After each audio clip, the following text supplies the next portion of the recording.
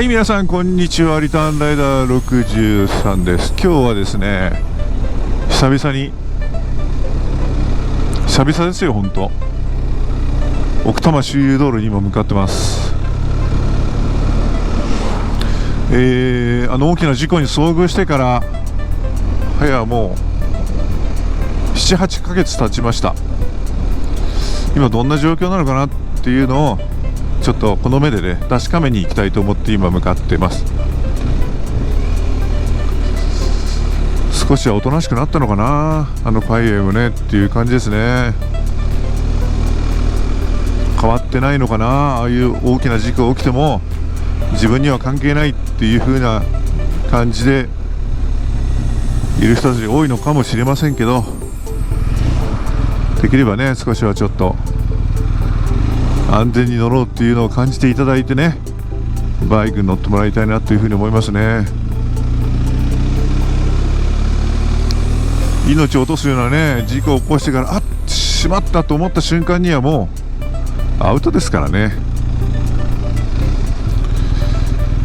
そういうことを考えながらね、私もこうバイクに乗ってる時は常にね注意を払って乗ってますけど、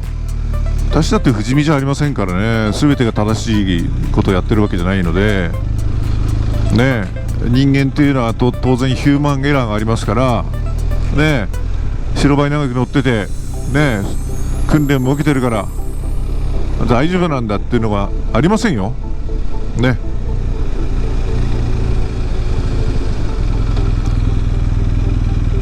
自分もいつか事故を起こすかもしれない、起きるかもしれない、ね、事故をもらうかもしれないっていうことを頭の隅にいつも考えながらバイクも乗ってるし車も運転してます。そういうことを忘れてしまうと事故に遭う確率が私高くなると思うんですね。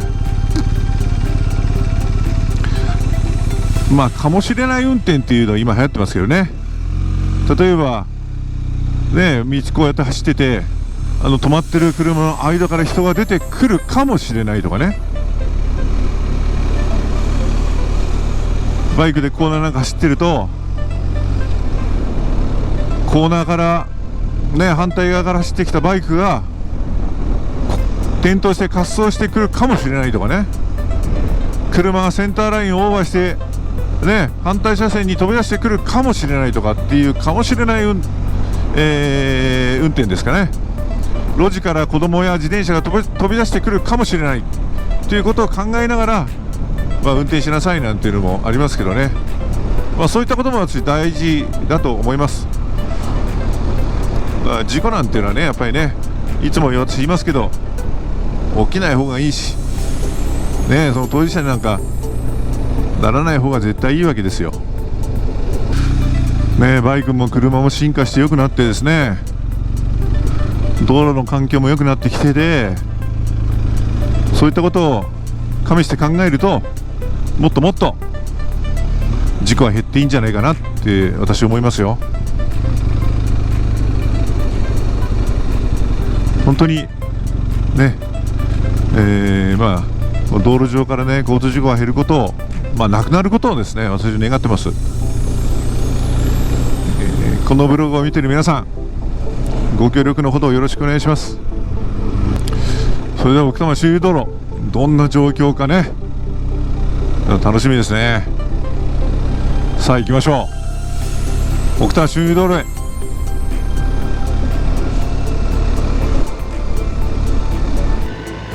さあここから奥多摩周遊道路に入るというところで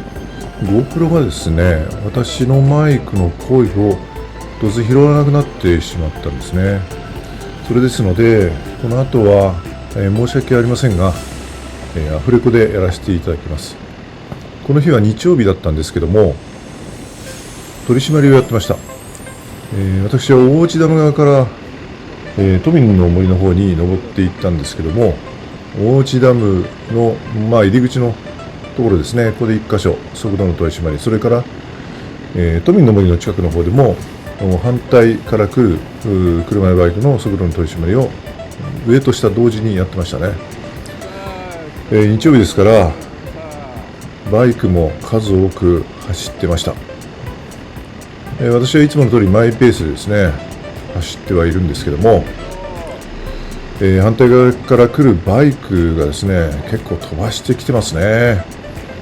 速いなっていう感じしてましたね。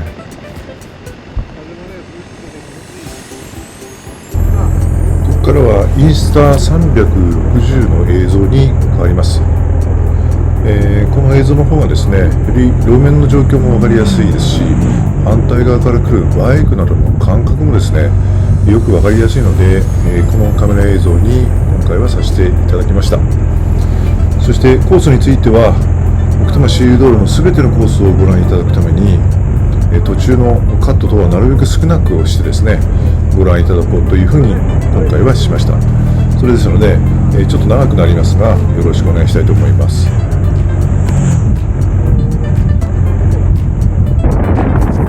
先ほどからご覧いただいているように、反対側から来るバイクはですね、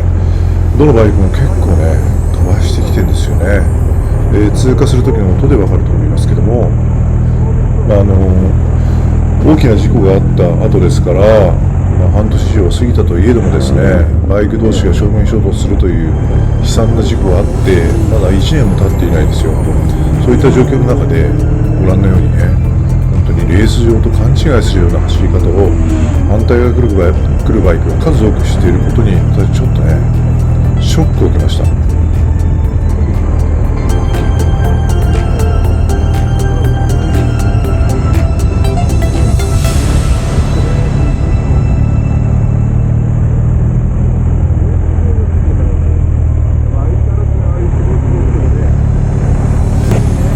そしてこの後ですね、数回にわたり私、ここから追い上げてきたバイクに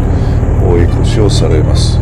私も何台かはね、意識的に道を譲ったっていうのはありますけども、いきなり追い抜いていったというバイクも数台いました。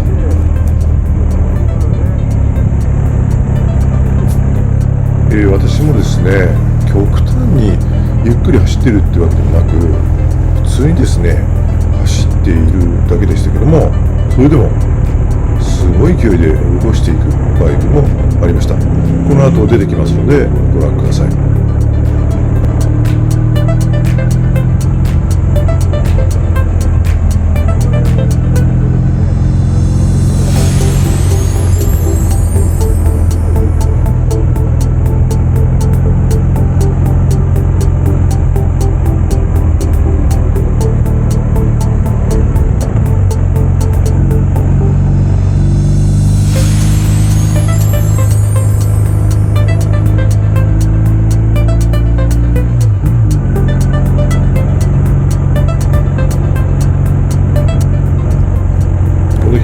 RS のですね、木製エンジンの音、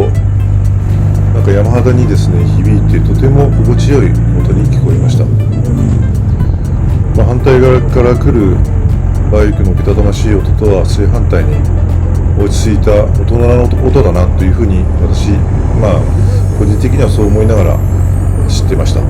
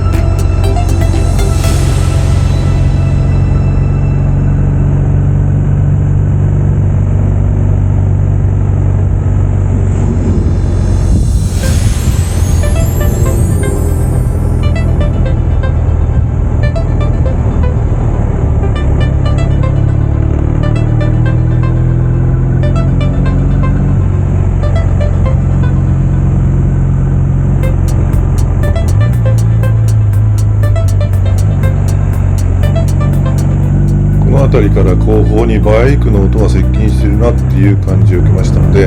いたらもうすでに後ろにいて、追い越していったんで、私は手を挙げてお先どうぞという合図をしました。ご覧のようにですね、追い越していく時もさほど減速することなく、そこまで来た速度のまんま追い越していく、それも近くをかすめていくっていうような、そんな感じだったですね。この後もですね、後方にバイクの接近する音が聞こえましたので、ミラーを確認したらもう来てましたね。あっという間に追い越していったという、そういう感じですね。バイクを追い越していくっていう、そういう素振りも全くなく、なんか遅いバイクが走ってんなぐらいの感じでスイッと抜かれてしまったと、そういう感じですね。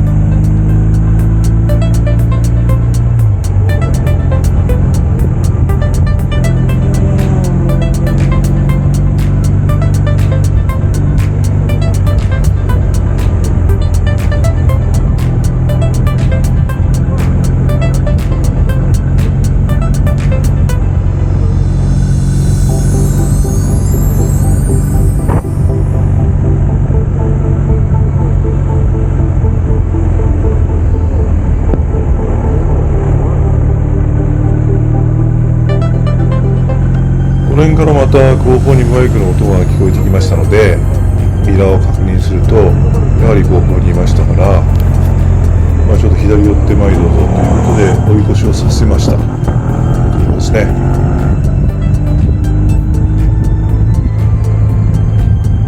この日は日曜日でしたから、自転車もですね結構走ってました。ですので、ここからバイクが接近してきて、追い越しを、私のバイクを追い越しかけるときに左側に自転車が走っていた場合にやっぱり気をつけなきゃいけない、余計な神経もですね同時に使わなきゃいけないって、そういう状況を感じてました。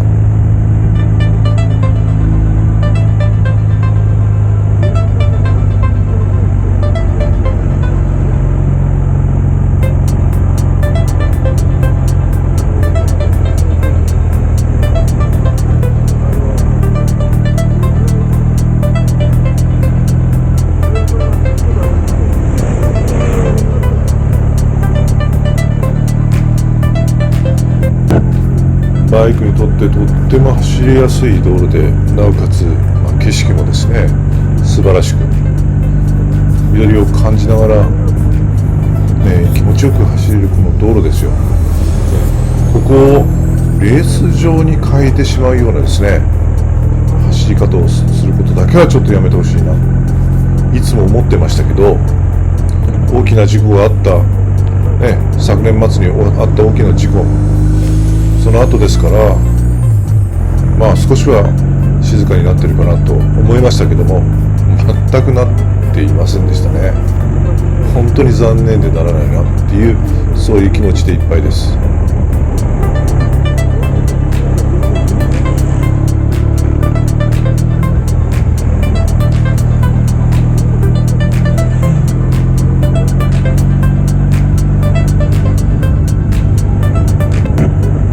この時私が感じていたのは、特に反対側から来るバイクですよね。こちらが右コーナー回る時に、山から降りてくる方は左コーナーですよね。滑走してですね飛び出してくるんではないかというような恐怖ですかね、心配を感じながらですねカーブに入っていかなければいけないっていう感じも同時に受けていました。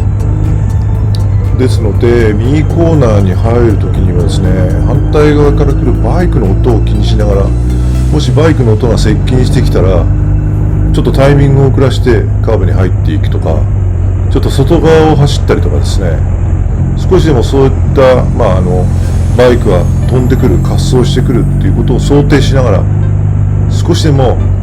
回避ができるような方法を考えながら、この日は乗ってました。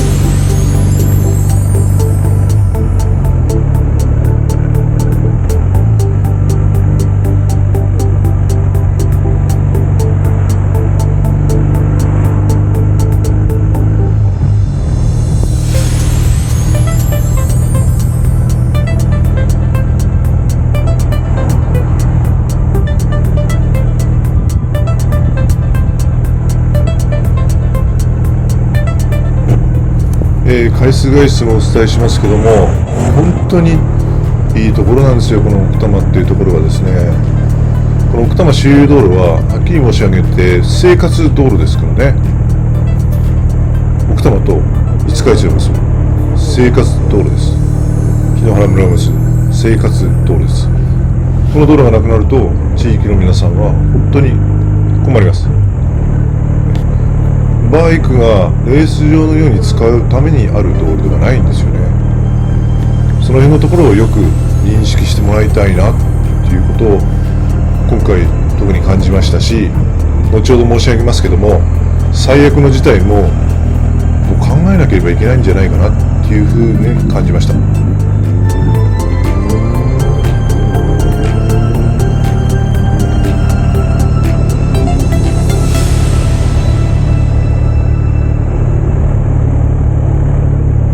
また後方にバイクが来たという、音が聞こえてきましたので、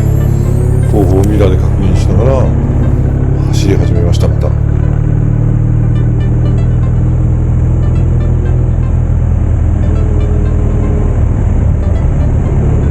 いよいよ追い越したい、そういう素振りでしたので行かせることにしました。左に寄って前にどうぞという1台かなと思ったら、その後にすごい勢いでまた来たんですよ。これはですね、お先どうぞというふうに手を挙げるいとももなくですね、すっ飛んでいきました。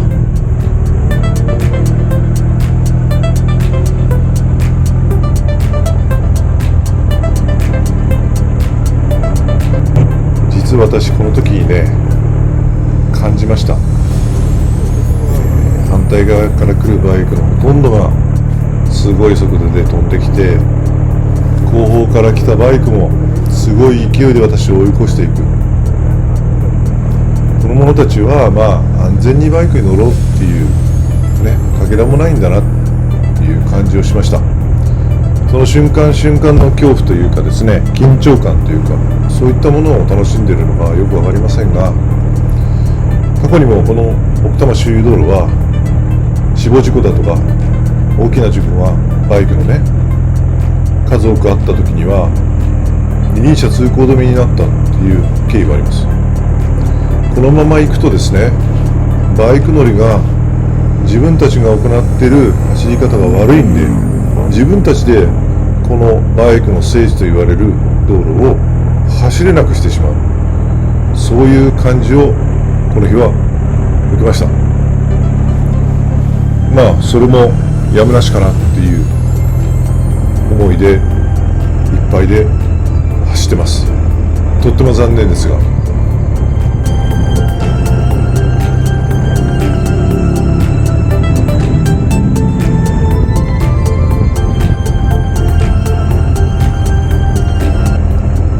あと昔ですね、バイク同士の正面衝突とか、反対側に飛び出しての事故だとかっていうのも数多くあったので、一時期この道路が一方通行になったこともありました。なかなか一方通行ということになると生活道路としての意味合いでちょっと疑問が出ると思いますので、二輪車通行止めになる公算が高いかなというふうに私は個人的に思ってます。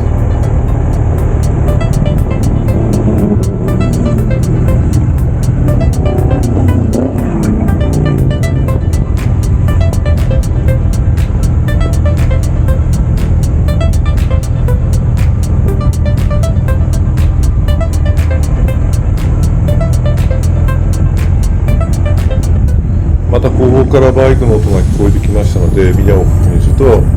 バイクが接近しましたので、ちょっと左寄ったら追い越していきました。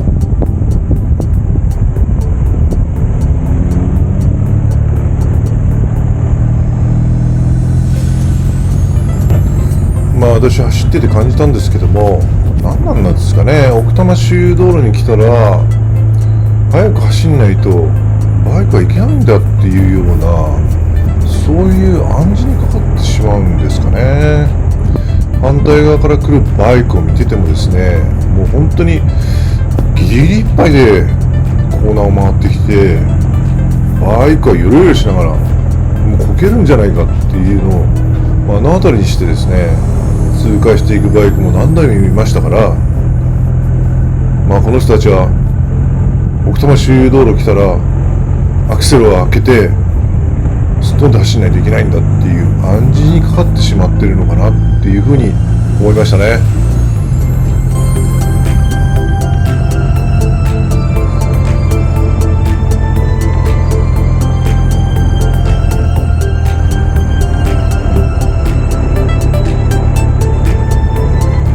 ここでも見えてきましたけども、警察の取り締まりをやってました。これ反対側から来るバイクとか車の速度違反の取り締まりですね。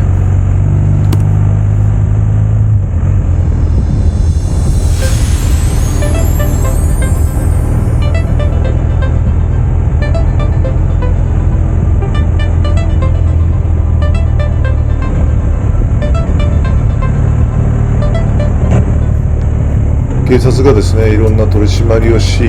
また道路管理者である東京都がですね、道路をきれいにし、走りやすい状況にしても事故が減らないということになると、あと残された道は先ほど申し上げたように二輪車通行止めという方法しかなくなってしまうわけですね。本当にそれだけは避けてほしいなというふうに思います。そうならないためにも、この道路を利用する全ての人は安全に利用してもらえれば、そういうふうになることはないと思います。安全に利用するということは事故が起きないということですので、そういったことをですね、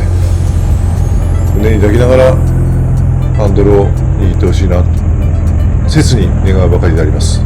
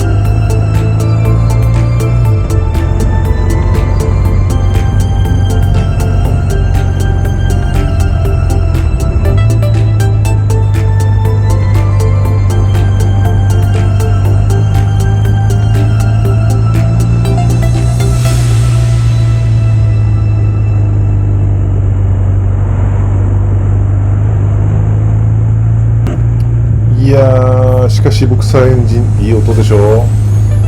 この音がね、たまんないですね。で、水平対向エンジンっていうのは本当にコーナリング特性が良くて走りやすいです。ですからスピード出して走れって言えば全然出せますけど、私は出そうなんていう気分には全くならないですね、こう走ってて。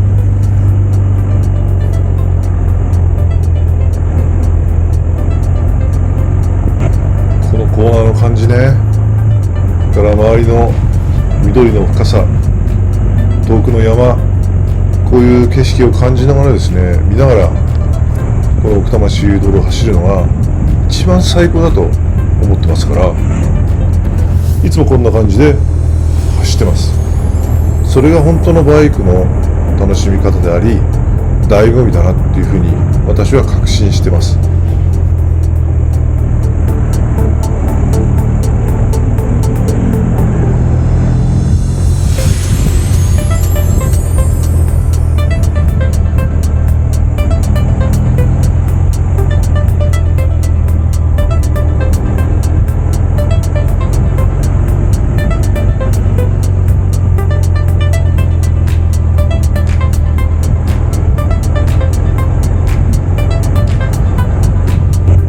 私この道路は奥多摩有料道路っていう当時からバイクで走ってますし、白バイでも何回も走ってますので、それこそ何百回も走ってます。今都民の森の前を通過しましたけど、カーブがどういうカーブをしてて、次どんなカーブだっていうのも全部頭の中に入ってます。ですからにわかでここに来たライダーよりもこの道路は熟知してるつもりです。ですから余計ね、この道路をね大事に走りたいんですよ。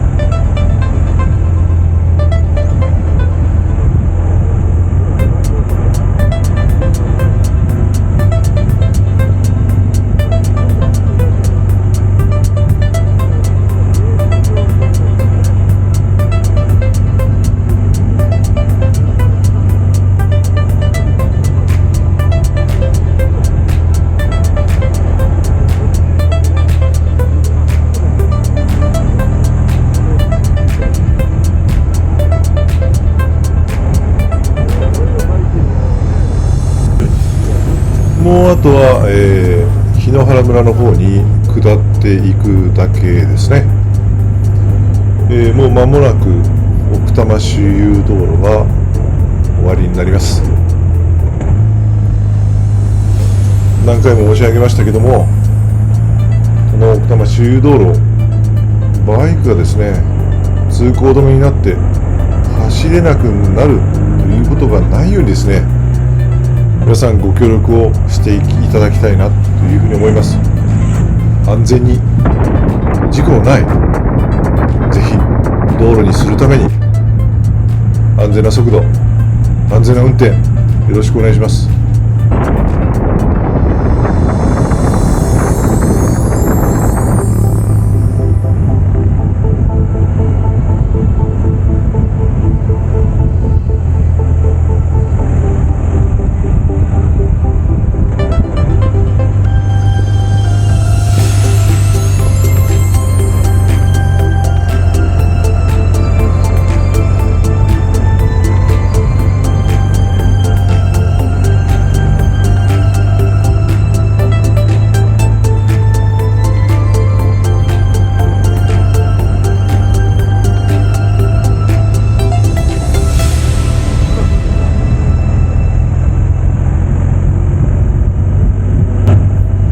はい、本日も皆さんいかがだったでしょうか。奥多摩周遊道路の状況をお伝えしました。総延長距離約20キロで山岳地帯を通る、とっても綺麗な道路です。昨年末にですねバイク同士の正面衝突という痛ましい事故があった後、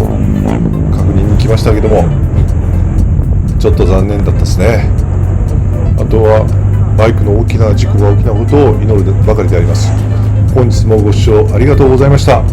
リターンライダー63でした。それでは皆様ご安全に。